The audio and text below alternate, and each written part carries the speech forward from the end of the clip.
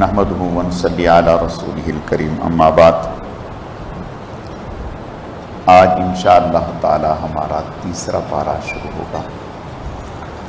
دوسرے پارے کے آخری رکوع میں اللہ پاک نے حضرت شمعیل علیہ السلام کا ذکر کیا ہے۔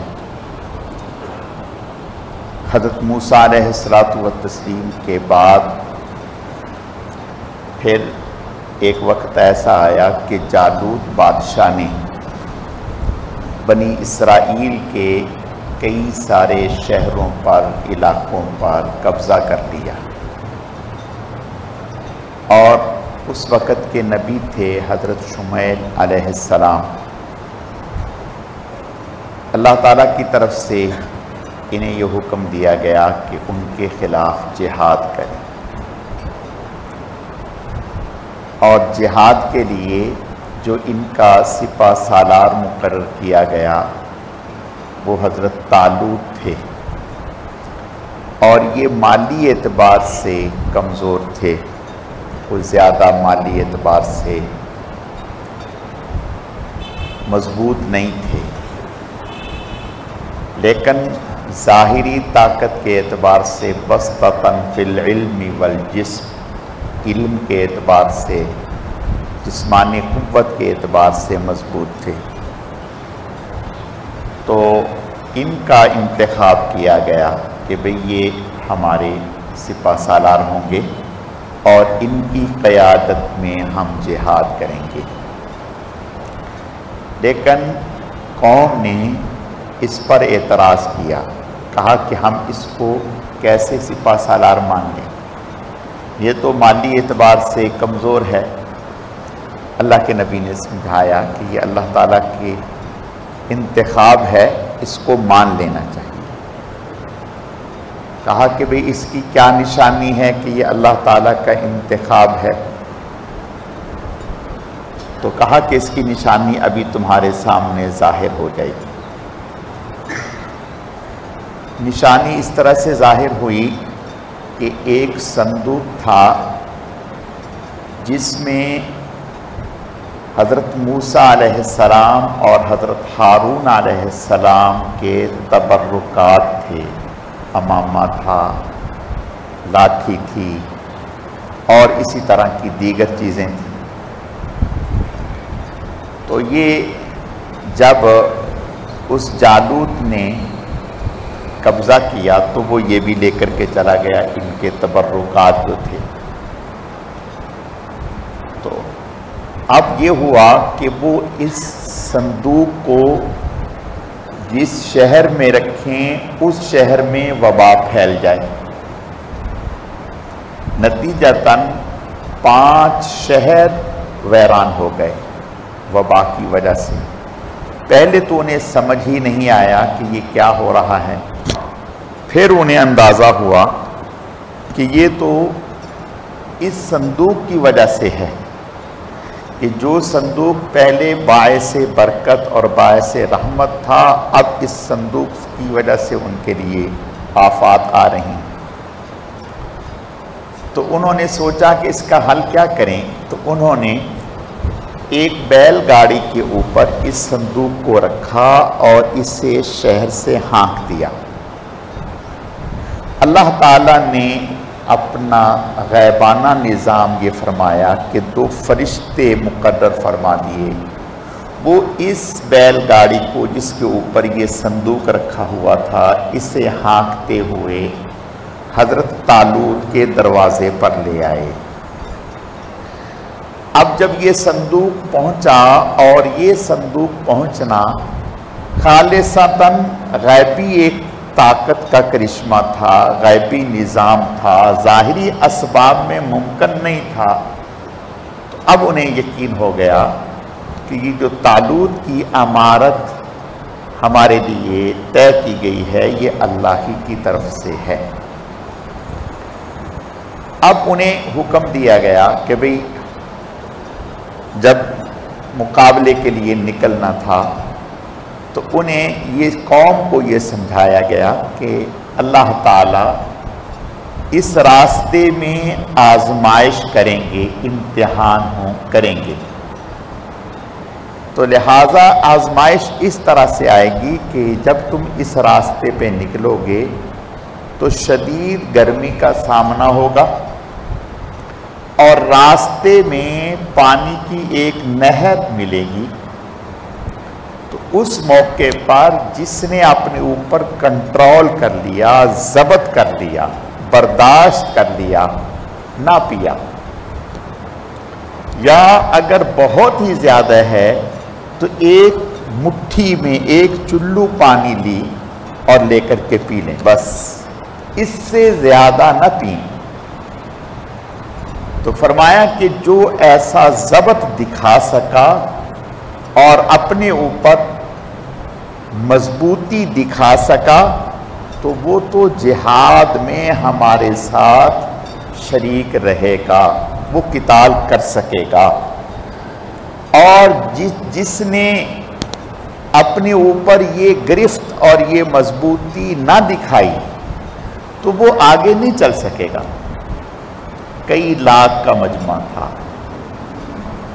اور شدید پیاس لگی، گرمی کا موقع، تو آگے جب نہر آئی تو بس پھر قوم جو ہے ان سے برداشت نہ ہو سکا اور نہر سے پینے لگ گئے۔ جو ان کو تعلیمات دی گئی تھی، سمجھایا گیا تھا، وہ پس پش ڈال دیا۔ اور اس موقع پر جنہوں نے ثابت قدمی کا مظاہرہ کیا، نبی کی بات کو، بڑے کی بات کو لیا، اللہ پاک نے ان میں طاقت دے دی۔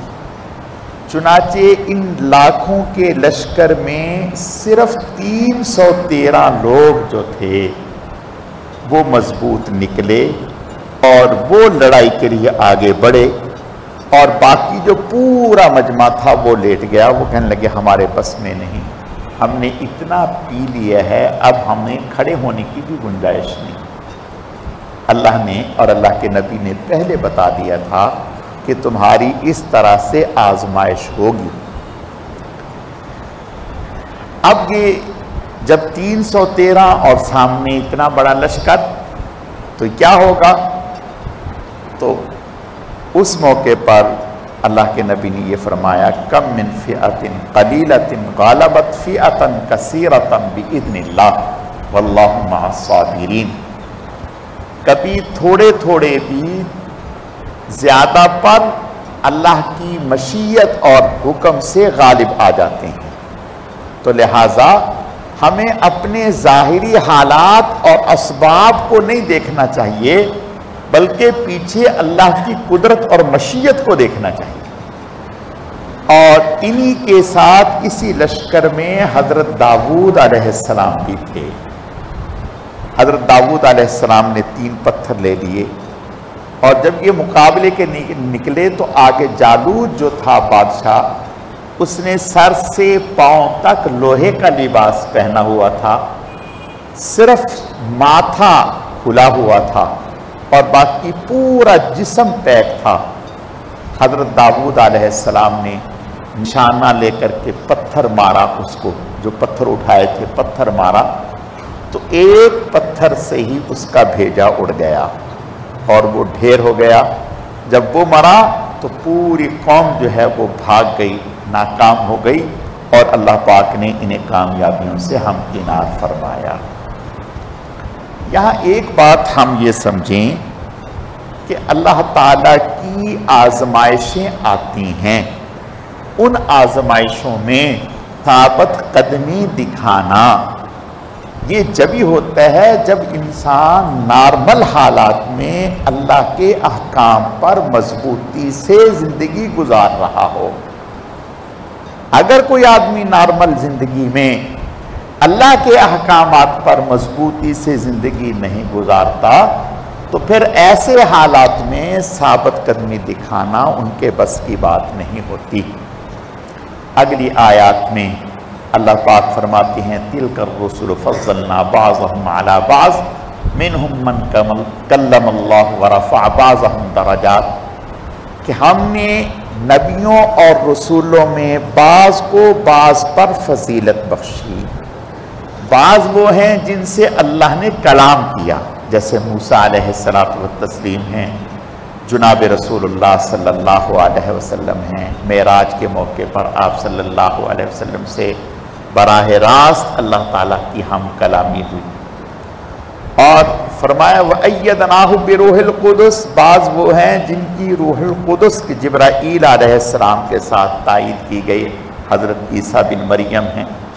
تو اللہ فرماتے ہیں کہ ہمارا نظام ہے، ہم بعض کو بعض پر فضیلت دے دیتے ہیں، یہ ہماری مشیت ہے۔ اگلے رکوع میں آیت الکرسی ہے۔ حدیث شریف میں آتا ہے قرآن پاک کی آیات میں سب سے فضیلت والی آیت ہے یہ آیت الکرسی۔ آپ نے ارشاد فرمایا اگر کوئی آدمی فرض نماز کے بعد آیت الکرسی پڑھ لیا کرے تو صرف جنت میں داخل ہونے کے لیے موت ہے، جیسے ہی موت واقع ہوگی اللہ اسے جنت میں داخل فرما دیں گے۔ اتنا بڑا عمل ہے آیت الکرسی کا نماز کے بعد پڑھنا۔ تو نماز کے بعد وہ نمازیں جن کے بعد سنتیں نہیں ہیں، جیسے عصر کی نماز، فجر کی نماز، ان میں تو فوراً پڑھ لیں، اور ظہر، مغرب، عشاء جن میں سنتیں ہیں تو ان میں پھر آیت الکرسی سنتیں پڑھنے کے بعد پھر پڑھ لی جائے۔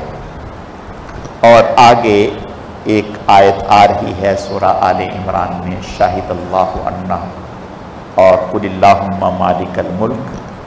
تو حدیث شریف میں آتا ہے کہ سورۃ فاتحہ، آیت الکرسی اور یہ شاہد اللہ اور قل اللہم مالک الملک، یہ ابھی وہ ظہیر صاحب وہ کارڈ آپ کے چھپ گئے، ہاں وہ انشاءاللہ تعالیٰ آ جائیں گے، اس میں یہ آیتیں لکھی ہوئی ہیں۔ فرمایا اگر کوئی آدمی اس کو ہم نماز کے بعد پڑھ لے اللہ تعالیٰ اس کی 70 حاجتیں پوری فرمائیں گے، اور سب سے کم درجے کی حاجت یہ ہے اللہ اس کی مغفرت فرما دیں گے، اللہ اس کی مغفرت فرما دیں گے۔ تو بہرحال اس کے پڑھنے کا معمول ہونا چاہیے، بڑی فضیلت کی چیز ہے۔ اگلے رکوع میں 3 واقعات اللہ پاک نے ذکر فرمائے۔ پہلا تو حضرت ابراہیم علیہ السلام کا نمرود کے ساتھ جو مکالمہ ہوا، مناظرہ ہوا۔ نمرود نے کہا، حضرت ابراہیم علیہ السلام نے فرمایا کہ میرا رب وہ ہے جو زندہ بھی کرتا ہے اور مارتا بھی ہے۔ تو نمرود نے کہا کہ یہ کیا مشکل کام ہے، یہ تو میں بھی کر لیتا ہوں۔ چنانچہ اس نے ایک آدمی جو راہ چلتا ہوا جا رہا تھا، جس کا کوئی قصور نہیں تھا، اس کو پکڑ کے قتل کرا دیا، اور ایک قیدی تھا جس کو سزائے موت کا حکم تھا، اس کو اس نے رہا کروا دیا۔ حضرت ابراہیم علیہ السلام سمجھ گئے کہ یہ موٹے دماغ کا آدمی ہے، یہ اس طرح سے نہیں سمجھے گا۔ حضرت نے فرمایا اچھا بھائی، میرا رب تو وہ ہے جو روزانہ مشرق سے سورج نکالتا ہے اور مغرب میں غروب کرتا ہے، اب تو اگر رب ہے تو پھر آج ذرا ایسا کر کے دکھا کہ مغرب سے نکال اور مشرق میں غروب کر۔ بس فَبُهِتَ الَّذِي كَفَرَ، جب یہ بات کہی تو وہ بھاگ گیا اور مبہوت ہو گیا، اس کے پاس کوئی جواب نہیں رہا۔ اگلی آیات میں حضرت عزیر علیہ السلام اللہ کے نبی ہیں، ان کا ذکر ہے کہ حضرت عزیر علیہ السلام ایک دفعہ سفر کرتے ہوئے تشریف لے جا رہے تھے، دیکھا کہ ایک بستی جو ہے وہ اجڑی ہوئی ہے، ویران ہے، اور مکانات اس کے گرے ہوئے ہیں۔ تو حضرت عزیر علیہ السلام نے اسے دیکھا تو دیکھ کر کے فرمانے لگے کہ اے اللہ آپ اسے کیسے زندہ کر دیں گے، آپ اسے کیسے زندہ کر دیں گے؟ تو یعنی مقصد یہ نہیں تھا کہ مقصد تھا کہ یعنی یہ ویران ہو گئی تو اللہ کا کرنا خیال ہوا کہ چلو سفر کرتے ہیں تو میں تھوڑی دیر درخت کے نیچے لیٹ جاؤں، اور آپ کے ساتھ جو سواری تھی وہ گدھا تھا، اور ساتھ ہی آپ نے گھر سے کھانا لیا ہوا تھا جو گرم تھا، تو وہاں درخت کے نیچے سوئے سوئے سوئے سوئے 100 سال گزر گیا۔ کتنا؟ 100 سال۔ جب 100 سال گزر گیا، اب 100 سال کے بعد آنکھ کھلی تو حیران ہوئے، تو اللہ پاک نے پوچھا کم لبثت، کتنا ٹھہرے ہیں آپ یہاں؟ قال لبثت یوما او بعض یوم، کہا کہ دن، ایک دن یا دن کا کچھ حصہ، چند گھنٹے سویا ہوں گا۔ فرمایا بل لبثت 100 عام، آپ تو 100 سال سوئے ہیں، 100 سال سوئے ہیں۔ اللہ اکبر، اچھا 100 سال؟ جی۔ فرمایا فانظر الی طعامک و شرابک لم یتسنہ، اپنے کھانے کو دیکھو، پینے کو دیکھو کہ کھانا ویسے ہی تر و تازہ، ویسا ہی تر و تازہ جیسے ابھی پکایا ہے، ذرہ برابر بھی کوئی تغیر نہیں۔ 100 سال، یہ اللہ کی طاقت ہے، وہ کسی چیز کی محتاج نہیں ہے۔ آج ہم تو شاید ایسا نہ کر سکیں۔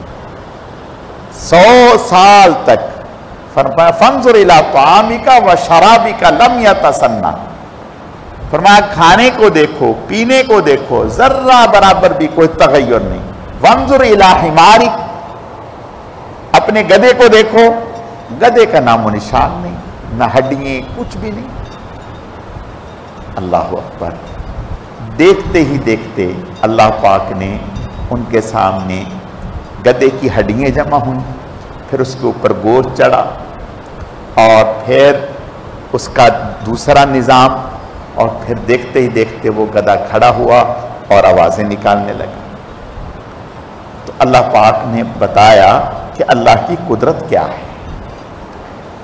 اس کے بعد اگلی آیتوں میں حضرت ابراہیم علیہ السلام، اللہ کے لاڈلے نبی، ربی ارنی کیف تحیی الموتى، اے اللہ میں دیکھنا چاہتا ہوں آپ کیسے زندہ کریں گے مردوں کو۔ قال بلا، قال اولم تؤمن، کہا کیا ایمان نہیں رکھتے، یقین نہیں؟ کہا کیوں نہیں؟ قال بلا، کیوں نہیں؟ ولکن لیطمئن قلبی، لیکن میں ایک مشاہدہ چاہتا ہوں، آنکھوں سے دیکھنا چاہتا ہوں۔ تو کہا ٹھیک ہے، 4 فخذ 4 من الطیر، 4 پرندے لے لیں، فصرہن الیک، انہیں اپنے ساتھ مانوس کر لیں، ثم اجعل منہن جزءا ثم ادعہن یاتینک سعیا علی کل جبل منہن جزءا، فرمایا کہ پھر ان 4 پرندوں کو ذبح کر کے ان کا گوشت قیمہ بنا دو، اور اس قیمے کو آپس میں مکس کر دو 4 کے، اور پھر تھوڑا تھوڑا 4 پہاڑوں پر رکھ دو، پھر آواز دو۔ اللہ اکبر۔ ایسا ہی کیا، جب آواز دی تو 4 کا گوشت الگ ہوا اور ہڈیاں جمع ہوئیں، اور ان کا گوشت آپس میں ملنا شروع ہوا، ان کے اوپر پر آ گئے اور حضرت ابراہیم کے پاس دوڑتے ہوئے اور اڑتے ہوئے پہنچ گئے۔ یہ اللہ تعالیٰ کی طاقت ہے۔ اللہ پاک مرنے کے بعد زندہ کرنے پر قدرت رکھتے ہیں، اور اللہ پاک زندہ کریں گے۔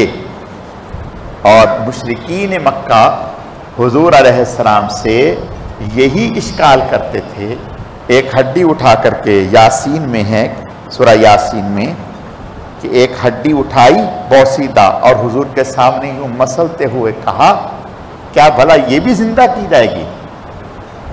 تو اللہ فرماتے ہیں قال اولم تحیی الموتى، فرمایا کہ الفاظ ہیں کہ یہ اپنی پیدائش کو بھول گئے. جو اللہ پہلی مرتبہ پیدا کر سکتا ہے اس کے لیے دوبارہ پیدا کرنا کیا مشکل ہے. اگلی آیات میں اللہ پاک نے خرچ کرنے کے 2 صورتیں بیان کی. ایک خرچ کرنا اللہ کی رضا کے لیے اخلاص کے ساتھ غیر ریاکاری کے. فرمایا جو اللہ کی رضا کے لیے اخلاص کے ساتھ خرچ کرتا ہے اس کی مثال ایسے ہے جیسے ایک دانہ زمین میں ڈالے اور 700 دانے اس سے پیدا ہوں، 7 بالیاں پیدا ہوں اور پھر ہر بالی میں 100 دانہ ہو. فرمایا کہ جو اخلاص کے ساتھ ایک خرچ کرتا ہے اللہ 700 گنا اجر بڑھا دیتے ہیں. اور جو دکھاوے کے لیے ریاکاری کے طور پر دکھلاوے کے لیے خرچ کرتا ہے تاکہ لوگ کہیں کہ بڑا سخی ہے، وہ ایسے ہے جیسے پتھر کے اوپر کاشت کرنے کی کوشش کرے. جیسے پتھر کے اوپر جو ہے وہ کاشت نہیں ہو سکتی، تو فرمایا کہ بالکل ایسے ہی اس کے خرچ کیے ہوئے کا اجر و ثواب نہیں ہوگا. اگلی آیات میں اللہ پاک ایمان والوں کو فرماتے ہیں یا ایھا الذین آمنوا انفقوا من طیبات ما کسبتم ومما اخرجنا لکم من الارض ولا تیمموا الخبیث منہ تنفقون ولستم بآخذیہ الا ان تغمضوا فیہ واعلموا ان اللہ غنی حمید. اے ایمان والو، جو اللہ نے تمہیں رزق دیے ہے، رزق تم نہیں لے کے آئے، اللہ نے تمہیں دیے ہے. حدیث میں آتا ہے آپ صلی اللہ علیہ وسلم کا ارشاد ہے ان الرزق لیطلب العبد کما یطلب الی اجلہ. رزق انسان کو ایسے ڈھونڈتا ہے جیسے موت اس کو ڈھونڈتی ہے، اور رزق جو ہمارا ہے وہ موت کو روکتا ہے. نہیں، ابھی نہیں، ابھی اس کے منہ میں نے اترنا ہے. جب تک پانی گھونٹ کھانا جس جگہ کا ہماری قسمت میں لکھا ہے وہاں پہنچ کر ہم کھا نہیں لیں گے، موت نہیں آئے گی. تو اللہ فرماتے ہیں کہ یہ جو تمہیں پیسہ حاصل ہوتا ہے، مال حاصل ہوتا ہے، یہ تو اللہ نے تمہیں دیے ہے. اس سے اللہ کے راستے میں دو، اور دو بھی اس طرح کہ اچھا مال اللہ کے راستے میں دو. ردی مال، نکما مال جو سارا سال بکا نہیں. تاجر لوگ بڑے ہوشیار ہیں، اللہ ان کو. جو مال نکما کوئی لینے کے لیے تیار نہیں، پارٹیاں ریجیکٹ کر دیتی ہیں، اچھا بھائی رمضان آنے کی دیر ہے، یہ زکوٰۃ میں نکال دو غریبوں کو، چل جائے گا. لیکن ایسا نہ کریں. اللہ کہتے ہیں جو تم اپنے لیے پسند نہیں کرتے ہو دوسروں کے لیے کیوں وہ کرتے ہو؟ جو اپنے لیے چاہتے ہو وہ دوسروں کے لیے بھی سوچو. اللہ کے راستے میں اچھا مال، عمدہ مال دو. حدیث شریف میں آتا ہے کہ آپ صلی اللہ علیہ وسلم نے ایک عامل کو بھیجا، جزاک اللہ، ایک عامل کو بھیجا زکوٰۃ وصول کرنے کے لیے. انہوں نے جا کر کے کہا کہ رسول اللہ صلی اللہ علیہ وسلم، جزاک اللہ، بسم اللہ،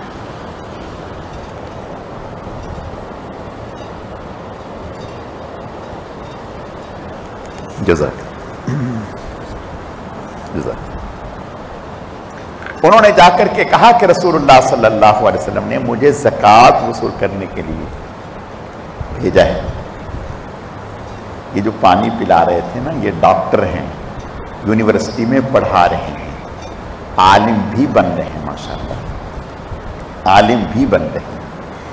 اور یہ جو آپ یہ دیکھ رہے ہیں نا، یہ دین کا صدقہ ہے، دین کی برکت ہے. یہ دین یہ سکھاتا ہے، سمجھ رہے ہیں بات کو؟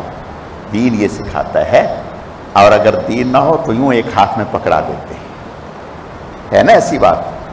ہاں، دین ہمیں بتاتا ہے کہ بڑے کا ادب کیا ہے، اس کے ساتھ کس طریقے سے پیش آنا ہے. تو یہ اللہ پاک نے دین کی برکت سے اور دین میں لگنے کی برکت سے یہ صفات اللہ نے دی ہیں. اللہ پاک اپنے کرم سے ہم سب کو یہ صفات عطا فرمائے. آپ دیکھتے ہوں گے، آپ کہتے ہوں گے پتہ نہیں کسی مسجد کے کوئی خادم ہیں، صفائی کرنے والے، ڈاکٹر ہیں، یونیورسٹی میں اب جامعہ کراچی میں پڑھا رہے ہیں، عالم بھی بن رہے ہیں ماشاءاللہ سے۔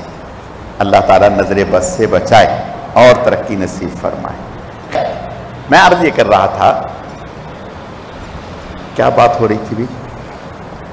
اطہر بھائی بتاؤ کیا بات ہو رہی تھی؟ ہیں؟ ہاں، اللہ جزائے خیر دے، بابر نے صحیح بتایا۔ آپ صلی اللہ علیہ وسلم نے ایک عامل بھیجا زکوٰۃ وصول کرنے کے۔ جب وہ زکوٰۃ وصول کرنے کے لیے گئے، جن کے پاس گئے انہیں پتہ چلا کہ رسول اللہ صلی اللہ علیہ وسلم نے بھیجا، بہت خوش ہوئے اور اپنے مال میں سے اچھا نکال کر کے ان کو دیا، کہا کہ یہ لے کے جاؤ۔ انہوں نے کہا کہ نہیں، میں نہیں لوں گا، یہ تو آپ کے مال میں سے بنتا ہی نہیں، آپ کے مال میں تو ہلکا مال نکلتا ہے، آپ یہ سب سے اچھا مال دے رہے ہیں۔ انہوں نے کہا کہ نہیں، کہا میں اور کہا یہ نصیبہ کہ رسول اللہ صلی اللہ علیہ وسلم کا عامل ہے۔ انہوں نے کہا کہ اچھا ایسا ہے، میں خود تو قبول نہیں کرتا، اللہ کے نبی صلی اللہ علیہ وسلم کی خدمت میں پیش کرتا ہوں، اگر آپ نے قبول فرما دی۔ فرمایا ٹھیک ہے، حضور کی خدمت میں لے کے گئے اور کہا، اور یہ بھی ساتھ ہو گئے۔ حضور نے ان سے فرمایا کہ دیکھو بھائی، مال تو آپ کے مال میں وہی بنتا ہے جو ہمارے عامل نے بتایا ہے، لیکن اگر آپ خوشی سے پیش کر رہے ہیں تو ہم قبول کرتے ہیں، اللہ آپ کے مال میں بہت زیادہ برکتیں عطا فرمائے۔ حضور کا چہرہ خوشی سے چمک گیا اور وہ بھی خوش ہو گیا۔ تو پتہ چلا کہ اللہ کے راستے میں اچھی چیز نہیں، پسندیدہ چیز نہیں، عمدہ چیز نہیں، اس سے نہ گھبرائیں کہ مال کم نہیں، جس اللہ نے یہ دیے ہیں وہ اس سے زیادہ دے گا، وہ تو ہمیں دیکھنا چاہتا ہے، آزمائش کرنا چاہتا ہے۔ اور احادیث میں اس طرح کے بے شمار واقعات ہیں، بے شمار۔ ایک مشہور واقعہ ہے کہ ایک نابینا، ایک گنجا اور ایک کوڑی، جس کے ساتھ کوڑ کا مرض تھا، ان تینوں کی آزمائش ہوئی، تینوں کے پاس کچھ نہیں تھا۔ اللہ پاک نے ایک فرشتہ انسانی صورت میں ان کے پاس بھیجا اور اس نے آ کر کے ان سے کہا کہ بھئی تم کیا چاہتے ہو؟ اس نے کہا کہ میرے سے، کوڑی نے کہا کہ میرے سے لوگ نفرت کرتے ہیں، کوئی میرے پاس بیٹھنا نہیں چاہتا، میری بیماری ٹھیک ہو جائے یہ میرے لیے بہت ہے۔ اس نے کہا کہ ٹھیک ہے، اس نے ہاتھ پھیرا، بیماری ٹھیک ہو گئی۔ کہا اچھا مال کیا پسند کرتے ہو؟ اس نے کہا کہ جو مل جائے یہی غنیمت ہے، لیکن مجھے فلاں مال چاہیے، گھوڑے کہا یا اونٹ کہا، اس کو دے دیا اور اتنا ریوڑ ہو گیا۔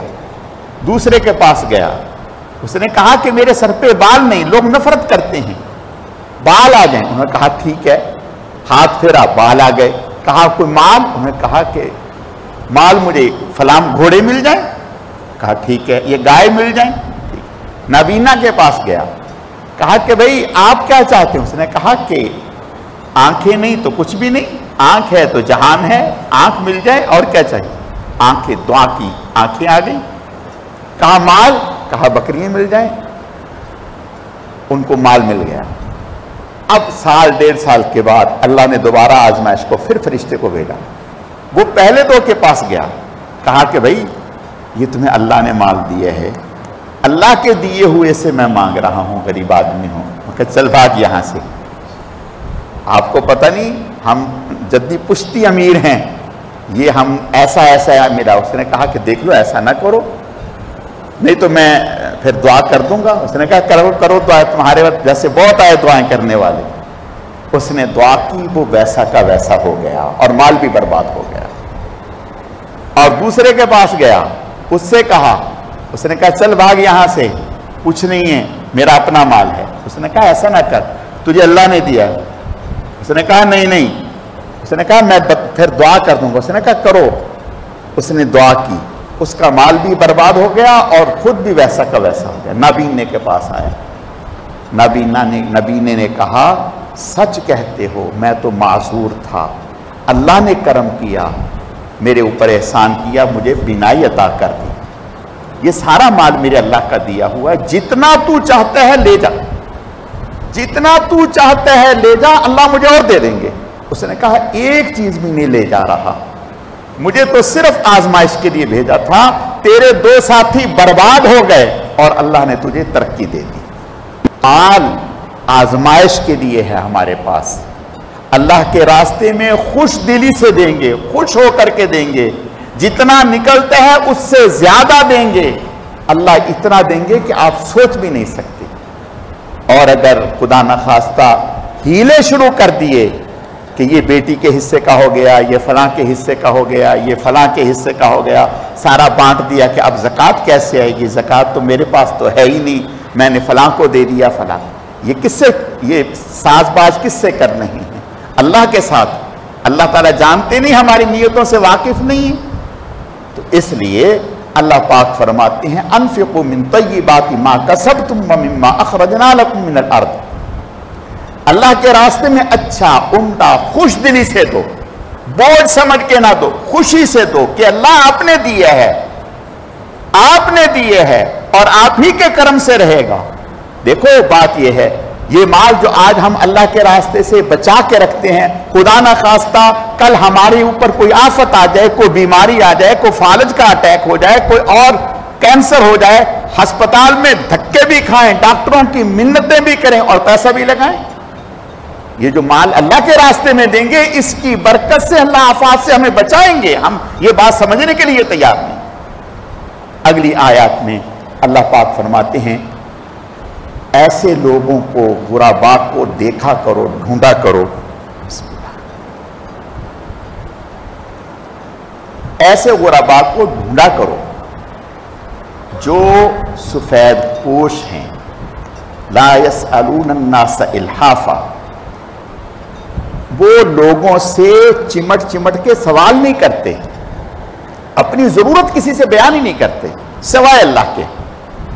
تعرفهم بسیماہم لا يسألون الناس الحافا، تم غور کرو گے تو پتہ چل سکے گا، ورنہ وہ کسی سے ذکر ہی نہیں کرتے۔ فرمایا ایسے لوگوں کو دو۔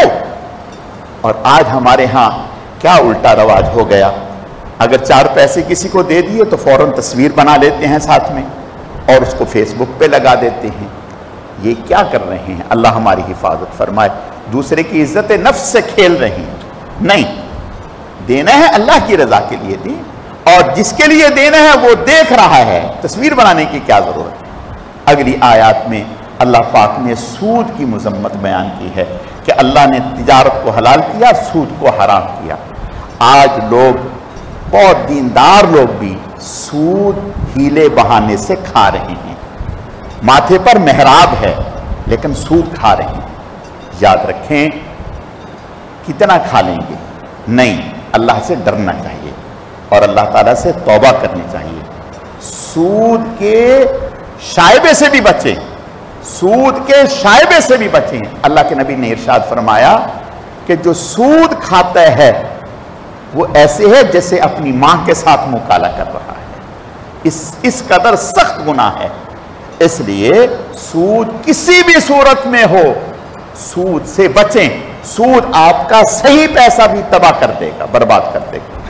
اگلی آیات میں اللہ پاک فرماتے ہیں کہ جب آپس میں معاملات کرو تو لکھت پڑھت ضرور کرو، بغیر لکھت پڑھت کے معاملہ نہ کرو، کتنا ہی دوست کیوں نہ ہو، رشتہ دار کیوں نہ ہو، حتیٰ کہ باپ بیٹے کو دے رہا ہے، بھائی بھائی کے ساتھ معاملہ کر رہا ہے، ایک ہی گھر میں رہ رہے ہیں، لکھت پڑھت کریں۔ باپ بیٹے سے کچھ دے رہا ہے، میں کیوں دے رہا ہوں؟ آیا اس کی معاونت کر رہا ہوں یا بطور پارٹنر کے اس کو پیسہ دے رہا ہوں؟ کس طرح سے دے رہا ہوں؟ لکھت پڑھت کریں۔ جب لکھت پڑھت کریں گے تو فساد نہیں ہوگا، جھگڑے نہیں ہوں گے۔ اللہ تعالیٰ سمجھنے کی، عمل کرنے کی توفیق عطا فرمائے۔ الحمدللہ رب العالمین والعاقبۃ للمتقین والصلاة والسلام علی سید المرسلین اللہم صلی علی محمد النبی الامی وعلی آلہ واصحابہ وبارک وسلم وصلی علیہ رب اغفر وارحم وانت خیر الراحمین۔ اے اللہ، جو کچھ کہا سنا گیا اپنی بارگاہ میں قبول فرما، کمی کوتاہیوں کو معاف فرما، اعمال میں اخلاص پیدا فرما، اپنی رضا نصیب فرما، ہمیں اپنے نیک اور محبوب بندوں میں شامل فرما۔ سبحان ربک رب العزت عما یصفون وسلام علی المرسلین والحمد للہ رب العالمین برحمتک یا ارحم الراحمین۔